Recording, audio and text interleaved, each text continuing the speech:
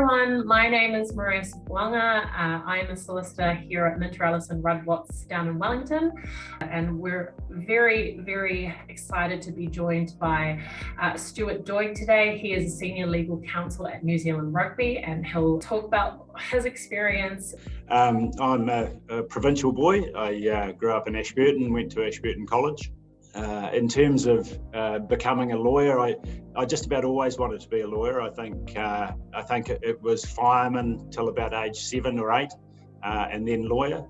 My father was a lawyer in Ashburton, which no doubt had a big influence on me. But also I thought it fitted my skill set, so I was a bit of an arguer.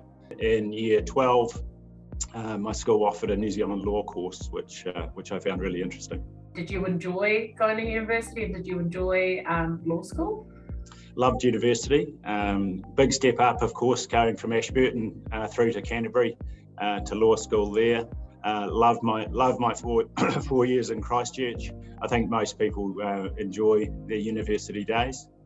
So at that stage, I took a job back in my hometown in Ashburton, and I worked in a general practice law firm there for 6 years. I was working in the district court. I was doing commercial work, property transaction, even family law, despite having never done it at university. So here was a 23-year-old that had never had a girlfriend for more than 6 months, giving family law advice on how to adopt children and the like.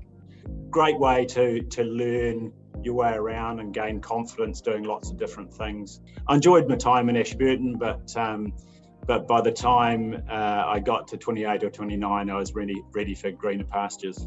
I know some of our students might be thinking, can I do rugby and be a lawyer at the same time? My experience is that most professional people in their 20s are able to fit in sport or other extracurricular activities if they want to.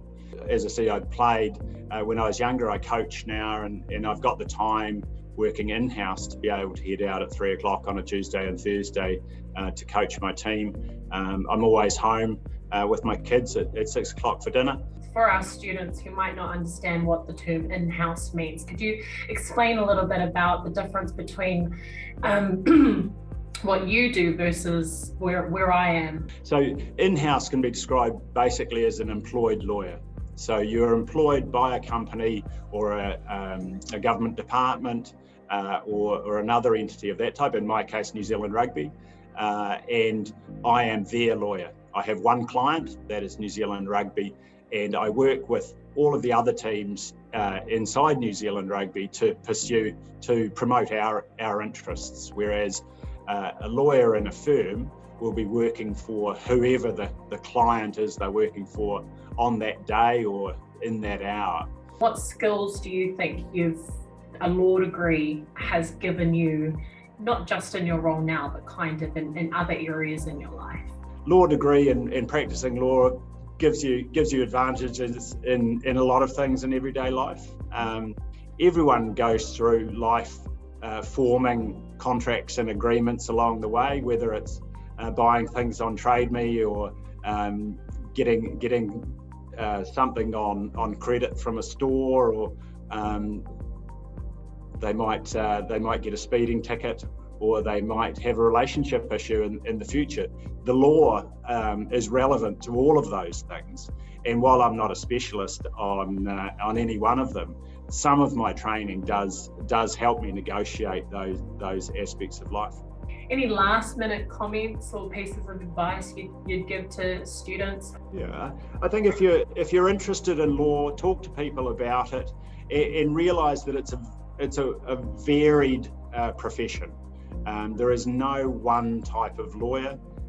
It's a great general degree. Not only are there 100 different types of lawyer out there, there's 500 different types of jobs that people with law degrees are doing. I think you're speaking to Sarah Patterson this week, and she's an example of that. We've actually got other people with law degrees here at New Zealand Rugby that aren't in the legal team.